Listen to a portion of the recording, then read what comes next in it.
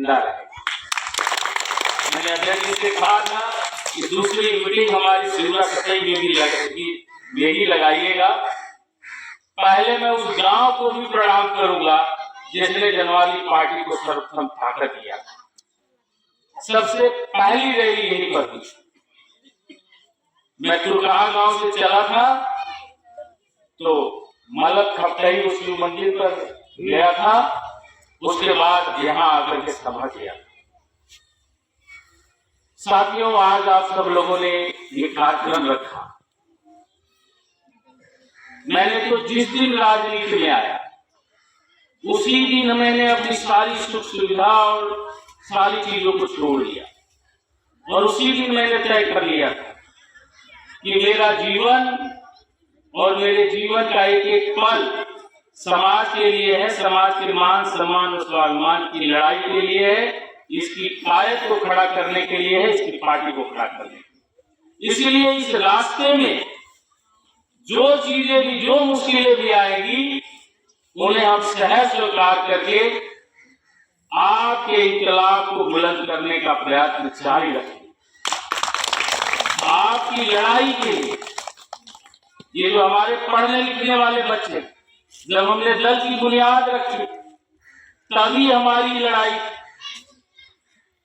कि मेरे बच्चों का जो संवैधानिक शिक्षा और नौकरी का हक है उसे यादों से अलग कर दो, उसे कुर्मी से अलग कर दो, कोयरी से अलग कर दो, जाट से अलग कर दो, गुर्जर से अलग कर दो, बैकवर्ड की मजबूत जातियों से अलग कर दो, ताकि बैकवर्ड का रिजर्वेशन हमारे बच्चों तक में पहुंच सके, वो शिक्षा और नौकरी में आगे बढ़ सके। ये तैयारी करें इलाहाबाद और दिल्ली में रह करके तो उन्हें मौका मिल सके, नौकरियां हासिल करने की मौका मिल सके, उन्हें कलेक्टर और एसपी बनने के, डीएम और एसडीएम बनने। और उसी लड़ाई के क्रम में मैं जानता हूं कि जब हम लोग लखनऊ पहुंचे थे उस समय भी लखनऊ जब विधानसभा को हम लोगों ने घेरा था, आज तक उतना बड़ा जन आंदोलन लखनऊ की धरती पर कभी नहीं हुआ। उसी क्रम में मेरी ड्यूटी पूरा प्रदेश व्यापी जेल भरो आंदोलन था।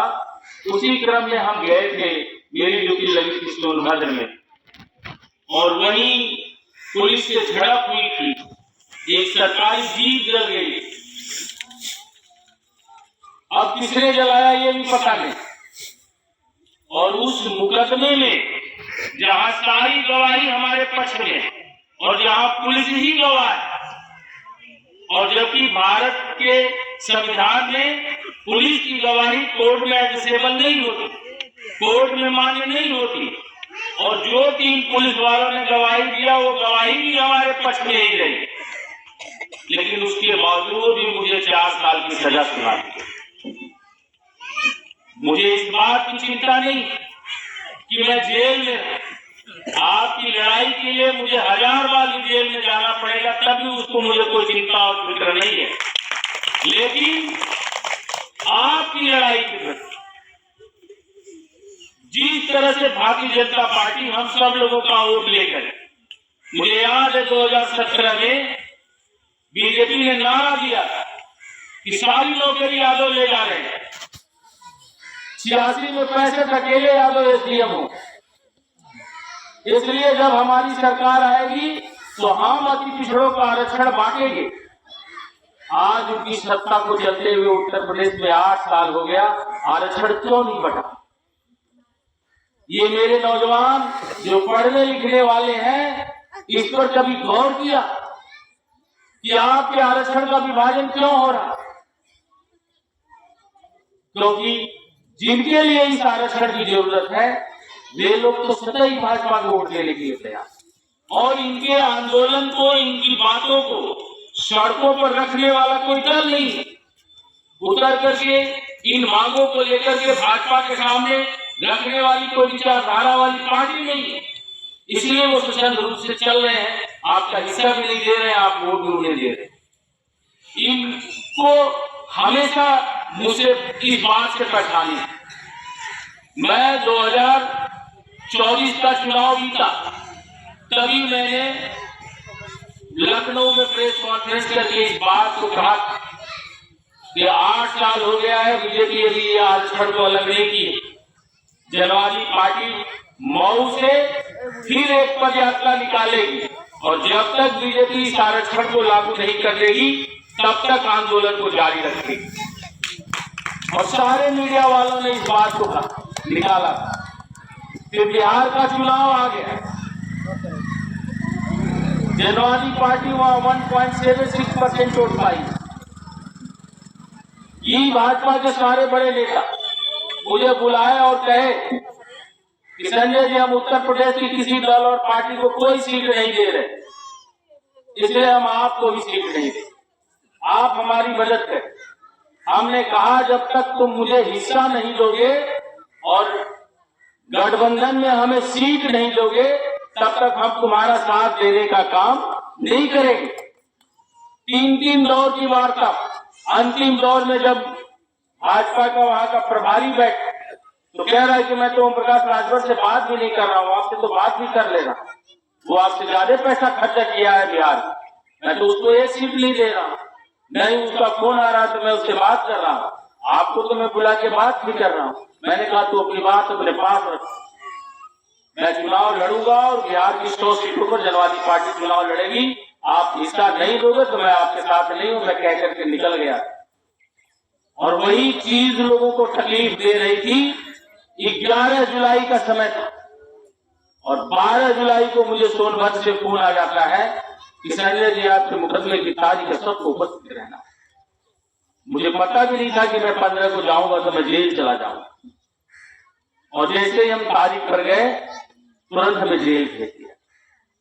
बीजेपी नहीं चाहती थी कि वो बिहार में जनवादी पार्टी चुनाव लड़े, बीजेपी नहीं चाहती है कि उत्तर प्रदेश में जनवादी खड़ी, और भारतीय जनता पार्टी ये कभी नहीं चाहेगी कि जो समाज इसका ललुआ वोटर है वो अपने झंडे डंडे के साथ इकट्ठा होकर के अपनी लड़ाई को लड़े, क्योंकि उसको पता है मैं जहां पर खड़ा हूं इस विधानसभा में ही अगर हमारा समाज भारतीय जनता पार्टी को वोट नहीं करेगा तो भारतीय जनता पार्टी की जमानत जब्त हो जाएगी कि नहीं हो जाएगी? हो जाएगी। साथियों मुझे याद है हमारे तमाम सारे नौजवान पार्टी के सुतंत्र चिंता करते कि हमारा दल आगे नहीं बढ़ा, हम लोगों ने काफी परिश्रम किया।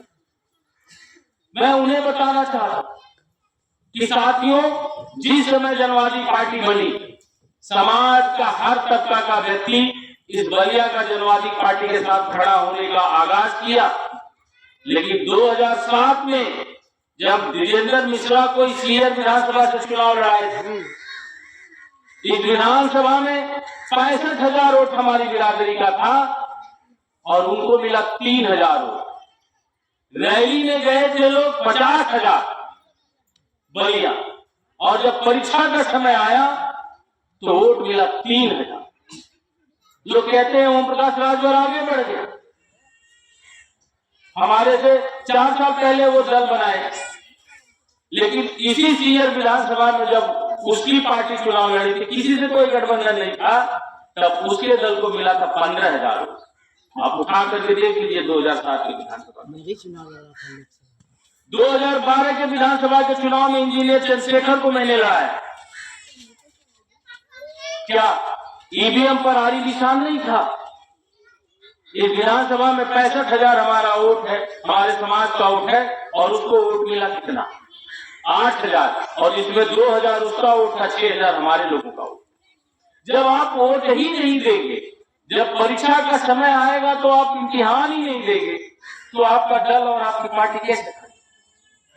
अगर पहले चुनाव में मैं चिल्कार से भी लड़ा था, छोटे लाल चौहान चुनाव लड़े, मैं भी लड़ा था लोकसभा आप लड़े थे, चिल्कार से लड़े थे, सिकंदरपुर से लड़े थे, फेफना से लड़े, हमने सब विधानसभाओं पे 2007 में चुनाव लड़ाया। रसड़ा से लड़े,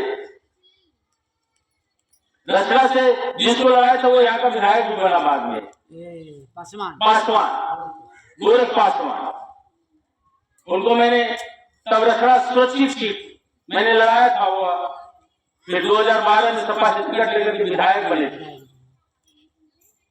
2012 में उसको लड़ाया। 2012 में लड़ा है, नहीं 2007 में लड़ा है सुरक्षित से जी।